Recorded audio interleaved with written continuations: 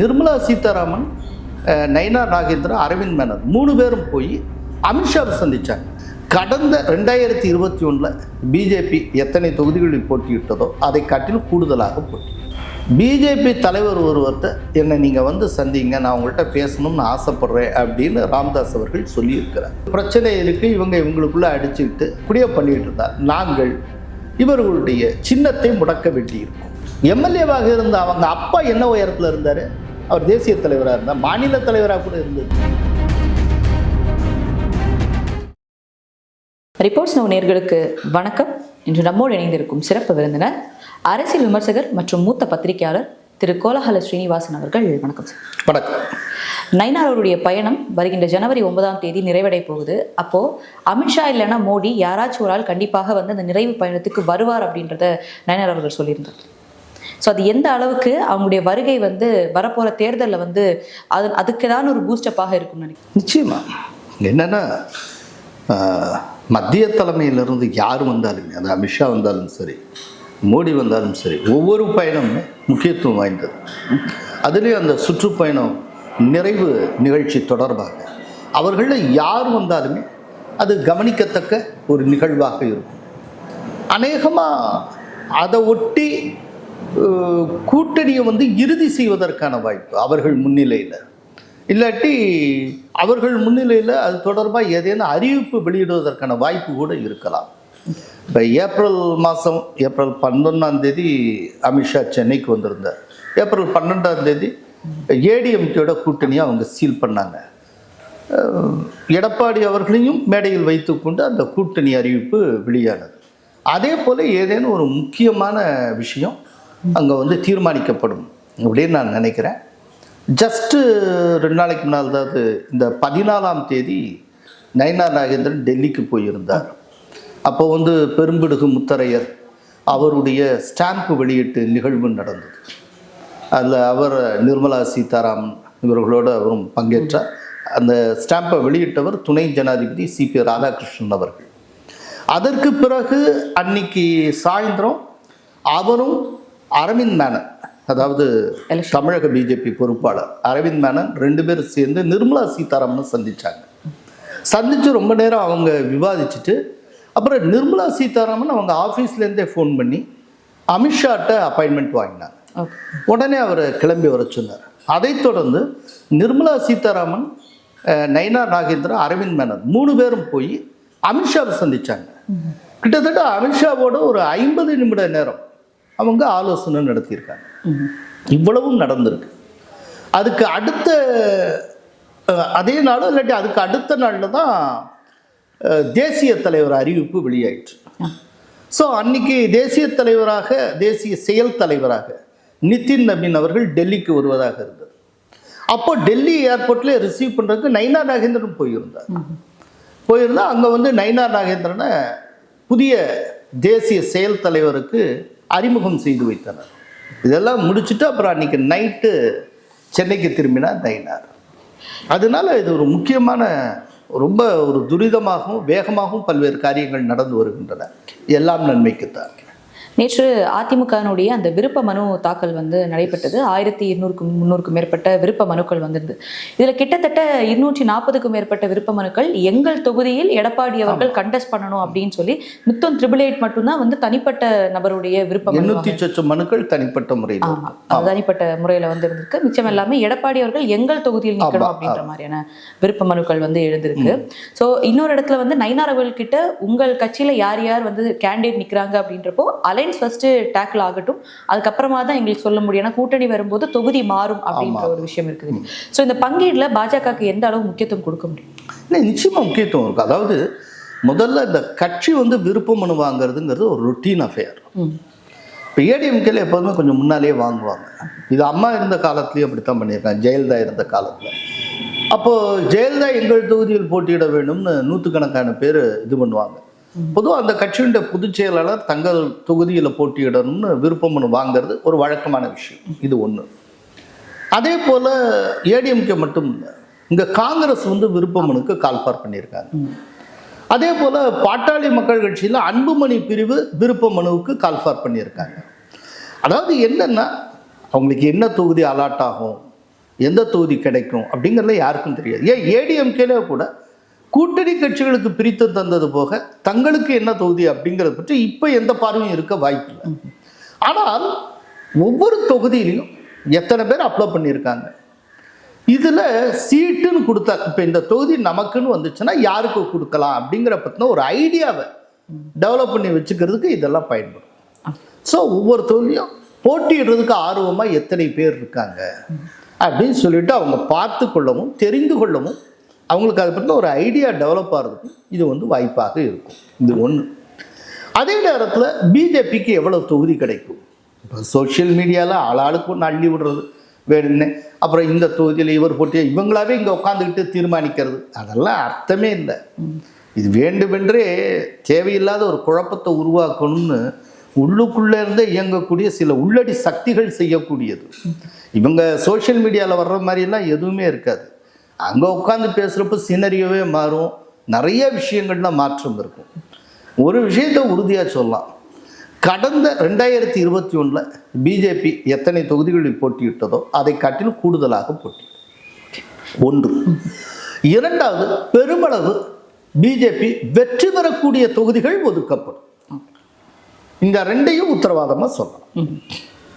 பாமகவில் வந்து ஒரு ஸ்பிளிட் இருக்குது. இப்போ ஜிகே மணி அவர்கள் பேசும்போது சொன்னாங்க, அதாவது பாமக அப்படின்றது குடும்ப கட்சியாக இருக்கக்கூடாது அப்படின்னு சொல்லிட்டு ராமதாஸ் அவர்களுக்கு அப்புறமா அன்புமணி அவர்களை மத்திய அமைச்சராக சொன்னதே வந்து நான் தான். அப்போ கூட அவர் வேணான்னு சொன்னார் ராமதாஸ் அவர்கள், நான் தான் அதை சொன்னேன்.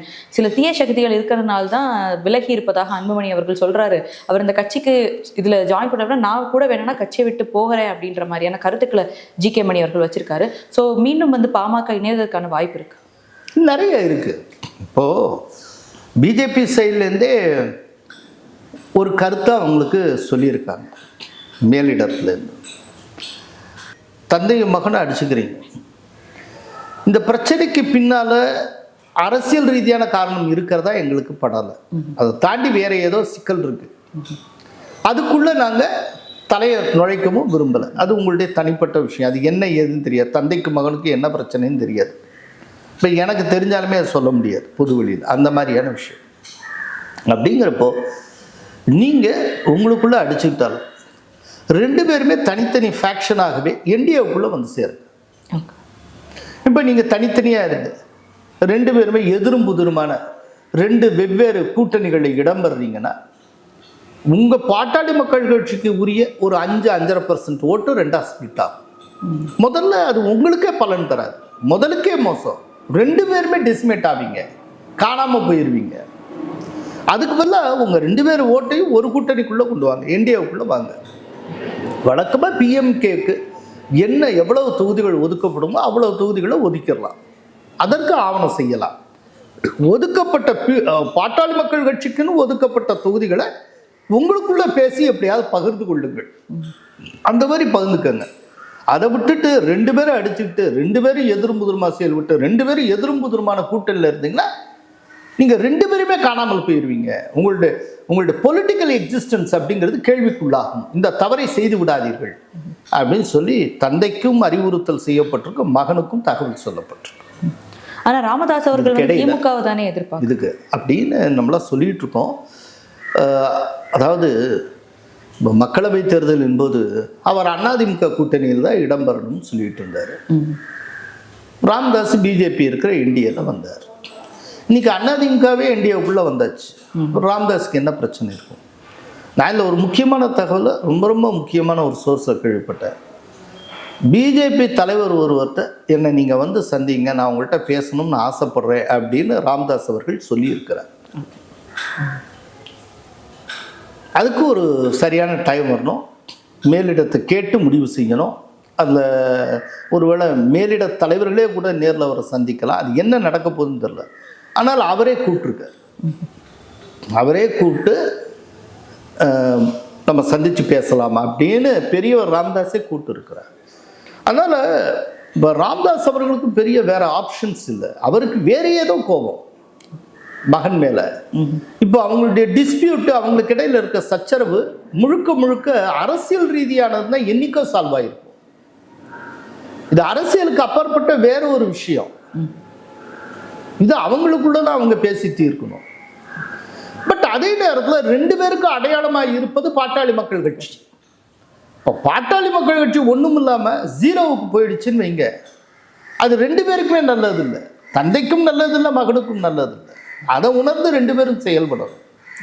விரைவாக அவங்களுடைய பிரச்சனைகளை முடித்து கொள்ளணும்.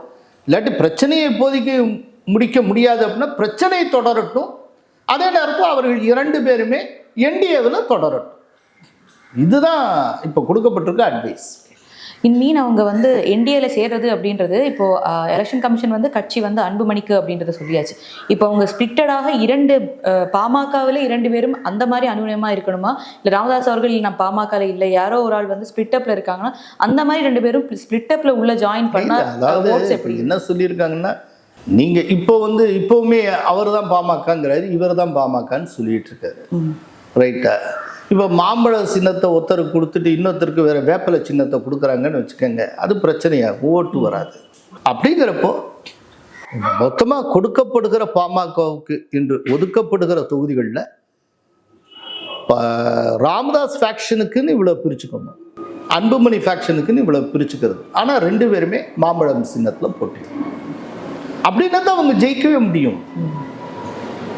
இப்போ உள்ளே வந்துட்டு வெவ்வேறையாக போட்டுட்டு இருந்தாங்கன்னா சிக்கல். இதைத்தான் சொல்கிறது. இப்போது டெல்லி ஹைகோர்ட்டில் கேஸ் நடந்துட்டு, அதில் தெளிவாக தேர்தல் ஆணையம் சொல்லியிருக்கு. என்ன சொல்லியிருக்காங்க அப்படின்னா, நாங்கள் வந்து இருக்கிற கையில் இருக்கிற ஆதாரங்களையும் ஆவணங்களையும் வைத்து அதன் அடிப்படையில் 2026 ஆகஸ்ட் வரை அன்புமணி ராமதாஸ் தான் பாட்டாளி மக்கள் கட்சியினுடைய தலைவராக தொடர்வார் என்று கூறியிருக்கிறோம். ஆனால் இதில் இவங்களுக்கு பிரச்சனை இருக்குது, இவங்க இவங்களுக்குள்ளே அடிச்சுக்கிட்டு இது பண்ணிகிட்டு இருந்தாங்கன்னா, இப்படியே பண்ணிகிட்டு இருந்தால் நாங்கள் இவர்களுடைய சின்னத்தை முடக்க வேண்டியிருக்கும். மாம்பழம் சின்னத்தை முடக்கி வைப்பதை தவிர எங்களுக்கு வேறு வழி இல்லை அப்படிங்கிறது ரொம்ப தெளிவாக கோர்ட்டுட்ட டெல்லி ஹைகோர்ட்டில் தேர்தல் ஆணையம் கூறியிருக்கிறது. இப்போ மாம்பழம் சின்னத்தை பிளாக் பண்ணிட்டாங்க அப்படின்னா 2 பேருக்குமே நஷ்டம். ஸோ அந்த காலத்தில் புராண காலத்துலேயும் மாம்பழத்துக்கு சண்டை வந்தது. ரைட்டா? 2 சகோதரர்கள் ஒருத்தருக்கு ஒருத்தர் போட்டியாக இருந்தாங்க. இன்றைக்கி அப்பாவும் மகனும் மாம்பழத்துக்கு சண்டை ஓட வேண்டிய ஒரு காலகட்டம். பாஜக அதனுடைய தேசிய செயல் தலைவரை வந்து அனௌன்ஸ் பண்ணியிருக்காங்க, நிதின் நபி அப்படின்றவர். இந்த பேர் வந்ததுக்கு அப்புறம் தான் எல்லாருக்கும் அவர் யாரு அப்படின்றத போய் பார்க்குறாங்க. எல்லாரும் பீகாருடைய டிரான்ஸ்போர்ட் மினிஸ்டராக இருக்காரு அப்படின்றதும் 4 முறை எம்எல்ஏ இதெல்லாமே வந்து தெரிய வருது. நான் எல்லாருமே வந்து உற்று நோக்கி கொண்டிருந்தது ஒருவேளை ஒரு பெண் தலைவர் வரலாம் இந்த தடவை, புரந்தேஸ்வரியோ வானதி அவர்களோ இல்லை நிர்மலா சீதாராமனோ இல்லைன்னா சிவராஜ் சிங் சௌஹான், இந்த மாதிரியான பேர்கள் அடிப்பட்ட நேரத்தில் நிதின் நபி, ஒய் நிதின் நபி அப்படின்ற ஒரு கேள்வி இருக்குது. இந்த ஏங்கிறதுக்கு விடை காண்றது இந்த 2014க்கு அப்புறம் வர்ற நியமனங்களில் ரொம்ப கஷ்டம். அது எதனால? அதுக்கு ஏதோ ஒரு ரிஷி மூலம் நதி மூலம் இருக்கும். ஆனால் முற்றிலும் எதிர்பார்க்காத கேள்விப்படாதவர்கள் பெரும் பதவிகளுக்கு வருவதுங்கிறது அண்மை காலமாக நடந்து வருகிறது. இப்போ திரௌபதி முர்மு அவர்கள் ஜனாதிபதி ஆவதற்கு முன்பு யாருக்கு அவரை பற்றி தெரியும்? பெருசாக ஜனாதிபதியாக ராம்நாத் கோவிந்த் நியமிக்கப்படுவதற்கு முன்பாக அவரை பற்றி எத்தனை பேர் கேள்விப்பட்டிருக்காங்க? சிபி ராதாகிருஷ்ணன் அவர்களை நாம் அறிவோம். ஆனால் அவரை வைஸ் பிரசிடென்ட் ஆவார்னு யாராவது எதிர்பார்த்தாங்களா? அதே போல் நீங்கள் ராஜஸ்தான் சீஃப் மினிஸ்டர் இப்போ பஜன்லால் சர்மான்னு இருக்கார், ஃபர்ஸ்ட் டைம் எம்எல்ஏ. எல்லாரும் வசுந்தராஜி சிந்தியாவே எதிர்பார்க்குறாங்க. எம்எல்ஏக்கள் கூட்டம் நடக்குது, பிஜேபி எம்எல்ஏக்கள் கூட்டம். எலெக்ஷன் ரிசல்ட் முடிஞ்சு வெரி நெக்ஸ்ட் டேன்னு நினைக்கிறேன், அதுக்கு 2வது நாளோ ஏதோ ஒன்று கூட்டம் நடக்குது. மேலிடத்துலேருந்து யார் சிஎம் அப்படிங்கிறத அனௌன்ஸ் பண்ண போகிறாங்க அப்படின்னு சொல்லப்பட்டாச்சு. மேலிடத்துலேருந்து சொல்லப்பட்ட அந்த பெயரை ஒரு பேப்பரில் எழுதி ராஜ்நாத் சிங் கொண்டு வந்திருக்கார். டயஸில் ராஜ்நாத் சிங் உட்காந்துருக்கார், பக்கத்தில் வசுந்தரா ராஜி சிந்தியா இருக்காங்க. வசுந்தரா ராஜி சிந்தியாவுக்கு தெளிவாக சொல்லியாச்சு, இந்த தடவை நீங்கள் சிஎம் கிடையாது, அடுத்த தலைமுறைக்கு வழிவிடணும். சரின்னு அவங்களும் அக்செப்ட் பண்ணிட்டாங்க. அப்புறம் வசுந்தரா ராஜி சிந்தியா டயஸில் இருக்கிறப்பவே ராஜ்நாத் சிங்கிட்ட யார் அப்படின்னு கேட்குறாங்க. உடனே ராஜ்நாத் சிங் அந்த பேக்கெட்டில் இருக்கிற ஒரு சிட்டையை எடுத்து இவர் தான் அப்படின்னு காட்டுறாரு. காட்டினதும் அப்படியே வசுந்தரா ராஜி ஆச்சு, இவரா அப்படின்னு கேட்குறாங்க. ஆனால் அனௌன்ஸ் பண்ணலை. அனௌன்ஸ் பண்ணுறதுக்கு முன்னால் எல்லா எம்எல்ஏக்களும் குரூப் ஃபோட்டோ எடுத்துக்கலாம் அப்படிங்கிறாங்க. அதில் மூத்த தலைவர்கள் அவங்கவுங்க வரிசையில் இருக்காங்க. அதுக்கு பின்னால் ஒரு பெஞ்சை போட்டு அது கொஞ்சம் ஒசரமான பெஞ்சு, அதில் மற்றவங்க, அதுக்கு அப்புறம் இன்னொரு உயரமான பெஞ்சு, அதில் நிற்கிறாங்க.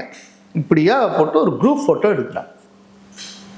எடுத்ததுக்கப்புறம் இன்னார் தான் முதல்வர் சொல்லி பஜன்லால் சர்மா பேரை சொல்கிறாங்க. பஜன்லால் சர்மாவுக்கு ஒரு நிமிஷம் ஆடி போயிட்டார். அவருக்கே தன்னைத்தானா ஏதோ தப்பாக சொல்லிட்டாங்களோன்னு. அப்புறம் கூட இருக்கிற ஐயோ உன்னத்தையா சொல்கிறாங்க போயா அப்படின்னு அவர் டயஸுக்கு போகிறார். அப்புறம் அவரை வரவேற்று அமர்த்துறாங்க. இவர் அனௌன்ஸ் பண்ணுறதுக்கு முன்னால் குரூப் ஃபோட்டோ எடுத்தாங்கல்ல, அந்த குரூப் ஃபோட்டோ எடுத்தப்போ அவர் கடைசி வரிசையில் கடைசி ஆளாக நின்றுட்டு இருந்தார் பஜன்லால் சர்மா. அதே போல் மத்திய பிரதேசில் யாருமே எதிர்பார்க்கல, மோகன் யாதவை கொண்டு வந்தாங்க. சத்தீஸ்கரில் விஷ்ணு தியோ சாய் அப்படிங்கிற ஒருத்தரை கொண்டு வந்தாங்க. இதை யாருமே எதிர்பார்க்கல. ஆனால் இவங்க எல்லாருக்குமே ஒரு சிமிலாரிட்டி இருக்கு. இப்போ நான் சொன்ன பஜன்லால் சர்மா, மோகன் யாதவ், விஷ்ணு தியோ சாய் அவங்களுக்கு, அதே போல் இப்போ தேசிய செயல் தலைவராக நியமிக்கப்பட்டிருக்கக்கூடிய நிதின் நபின், இவங்களுக்கெல்லாம் ஒரு அடிப்படையில் சில சிமிலாரிட்டிஸ் இருக்கு. இவர்கள் எல்லோரும் ஆர்எஸ்எஸ்காரர்கள். இவர்கள் அத்தனை பேரும் நடுவயதுக்காரர்கள். இவங்க அத்தனை பேரும் தன்னை முன்னிலைப்படுத்திக் கொள்ளாமல் கட்சியை முன்னிலைப்படுத்தி கட்சிக்காக மட்டுமே வேலை பார்த்தவர்கள். இவங்க இருக்கிற இடமே தெரியாது, ஆனா இவங்க இருக்கிற இடத்துல கட்சி சுழண்டுகிட்டு இருக்கும். ஆனா இவங்க கட்சியை ஓவர்டேக்க பண்ண மாட்டாங்க.